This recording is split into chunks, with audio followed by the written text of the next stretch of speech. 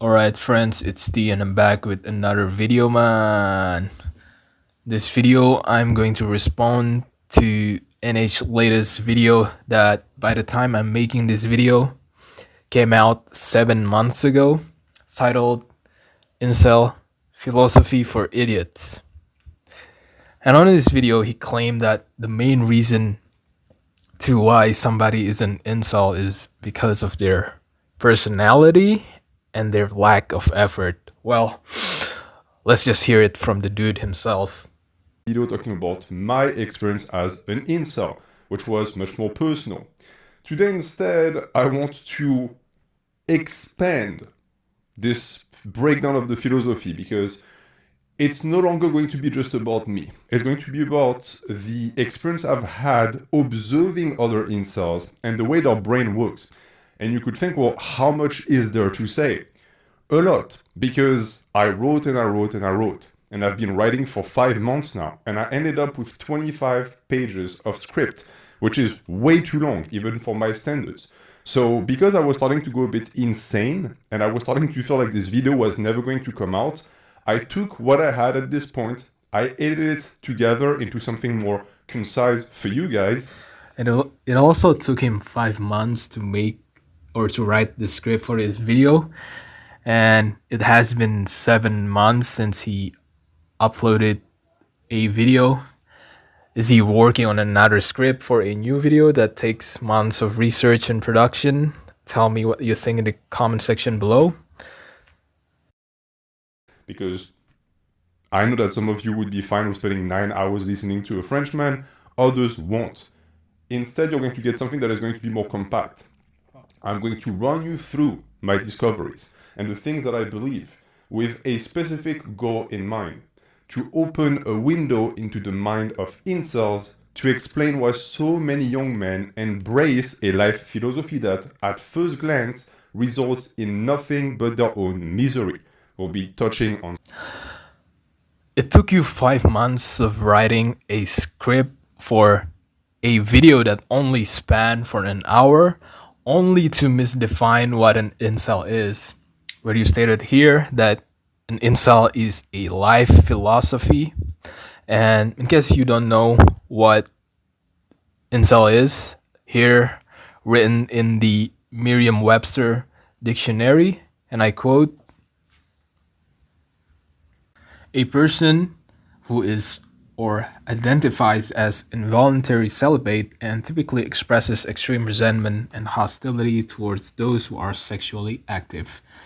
Now you can look up another definitions yourself and you will find that there isn't a single definition of an incel that said it's a life philosophy, and it ranges from definitions to definition, but nowhere near where it said that incel is a life philosophy.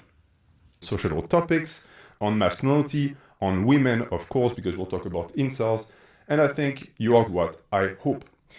Of course, I have to preface this by saying that I will be speaking from my own perspective as someone who used to be an incel. So maybe what I'm going to say today is going to shock some of you. I have no taboos. My goal is to educate first and foremost. Alright, let's the first thing that fascinates me with incels, namely the fact that an incel hates nothing more than an ex-incel. If you are someone who used to be in their shoes and has managed to transcend it, and you quote-unquote made it, they hate you more than they hate themselves, and they hate that they could make it. And in a way, this also is deep down why the issue with incels at large is willpower. It's the problem that plagues most people who have miserable lives, but who cannot find a way out of the hole. It's because the one key factor that would get them out of the hole, themselves, they deny. Bro, the reason why you're short and physically unattractive is because of your lack of willpower, bro. It's not because of your genetics, bro. It's not because of your parents, bro. You're not trying hard enough, bro. You're not trying hard enough to become taller, bro. You're not trying hard enough to become wider, bro. Was watching Spy Family, which is a pretty cute show with my wife. And there is a character in Spy Family who is incel adjacent, meaning that he doesn't get girls, he gets resentful because of that, he's small with like glasses, he's a stereotype. And in an episode, he gets a dog. And by walking the dog, he gets to meet women, and he starts to get lucky. He starts to actually be popular with women. And I remarked to my wife, half laughing, hey, that's actually the solution to the incel epidemic. They should all get dogs. And she looked at me and she was like, yeah, you're right, but not for the reason that you think. And she explained to me that the reason why the entire get a dog and you'll meet women is genius is not because you'll meet other people with dogs. It's because if you're an incel and you get a dog, now you're going to, in a way, start to spend your attention and your affection towards something else than this object of desire that is women. So you're going to stop obsessing so much over the thing that you want, which oftentimes in life results in you getting that thing. But it's not just that. You're going to start thinking of something outside of yourself. Incels tend to be incredibly self-centered, so for once, they're going to take care of something else, and that is actually very beneficial for your character. You're also going to become responsible for something weaker that needs your help. That is going to help you because this is essentially what masculinity is. It's to provide service. Bro, you hear it, bro? Just get a dog, bro. It's all you need, bro. Just get a dog, bro. Joking aside, how many incels that has or had dog their whole entire life? Seriously, how many people that are incel and also have a dog? There is no way that no incel has dogs. Like, you cannot be serious, bro. Like, bro, he's actually so dumb. All right, moving on. For people that need it more than you do yourself. And then there is also the fact that this loop of attention is reinforced because the dog is going to love you back and it's going to teach you proper human emotions. In a way, the dog is going to socialize you more than you socialize the dog. And my wife was pointing out that by doing that, you automatically become more attractive in the eyes of women. This example I use. Hear it, guys? You hear it? Just get a dog. It'll automatically makes you more attractive because you're going to learn proper human emotion, guys. That's the only way, guys. For in reality, two reasons. One, because I want to bring up my wife, she's amazing. Also because she watches this video and she's been pestering me to put it out. There you are. I have placed a trap card on the playing field, and now incels, the ones that are going to watch this video, are going to be able to jump on it by saying, hey, you have a wife, so you're not qualified. Because in the mind of an incel, if you are a man and you are successful, then this means that you cannot talk about the incel problem because you made it. Refer back to what I said at the start, this is a very toxic mentality, and we're going to see exactly why here. First, because it literally dismisses people who might know better than you do. In my case, as I said, I was an incel, so I've been through it. And I know what worked for me. And what worked for me, I know shocking, wasn't becoming more attractive. That helped for my own self-confidence, but it didn't magically get me women. There were more things involved. Socialization and developing interpersonal skills was the number one for me as someone who was really, really bad at that. And was down.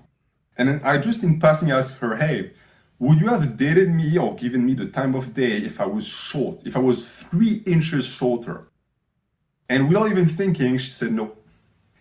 And it was the truth. I could perceive in that moment that she was being truthful. Meaning that if I had been 5'9" instead of 6 feet, I would not have my wife. An entire portion of my life, probably one of the most important, my marriage would not be there for the simple reason that I'm this tall instead of this tall. Sit there and tell me that this is normal and that this is realistic or even just acceptable. It makes absolutely no sense. But get used to it because this is the way women interact with height. There are certain factors in life that women use as markers to determine whether or not they're going to pick a mate, and height is a very important one. To the point that I would even go as far as to argue that it might be the most important one, meaning that as a short man, you're mathematically fucked. Because if you look at the distribution of height between men and women in the US or in the world in general, you quickly find out one thing. The numbers match perfectly, meaning that if the world was a perfect place, because women are shorter on average. Because of me even telling you that, this in a way puts me in a weird position because at the same time I recognize and accept the fact that looks are very important for dating. but I'm also someone who went through a glow up and saw no positive consequences on my dating life. If anything, it made it worse. Giving me the time of day if I was short, if I was 3 inches shorter. And without even thinking, she said no. And it was the truth. I could perceive in that moment that she was through a glow up and saw no positive consequences on my dating life. If anything, it made it worse. giving me the time of day if I was short, if I was 3 inches shorter. And without even thinking, she said no. And it was the truth. I could perceive in that moment that she was. Because when I was younger and smaller and uglier, I could cope by telling myself, yeah, you're not popular with women, but it's because you're all of these things, so it's normal. But then when I had my growth spurt and I was 6 feet and good looking, and I was still really unpopular, I was like, what the fuck? For the first time in my life, I was forced to face the fact that, hey, it had nothing to do with your appearance and the things that you can't control, and everything to do with the things that you can, aka your character, because my character was total trash. And so because of that, I was forced to do the work, whereas there are a bunch of incels who, unfortunately for them, don't look good, but are going to be able to cling onto that goblin status for the rest of their life. And that is no bueno, because I've been all shades of the rainbow. I've been very fat, and I was popular. I've been less fat, and I was not popular. In my entire life, the degree of attractiveness I projected was never directly correlated with my ability to get women. It was always my mental health and my interpersonal skills. Always. And that is also a difficult truth to swallow because incels would love to tell themselves that, hey, if I just transformed and I turned into Chad, then I would be popular. The truth is that they wouldn't be. Even if they could kiss a frog and turn into Prince. Alright, that's all I have for this video. I hope you find it informative.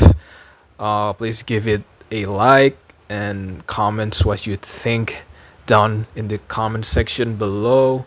And also, I think this just solidified the fact that NH is just plain retarded. But yeah, that's all I have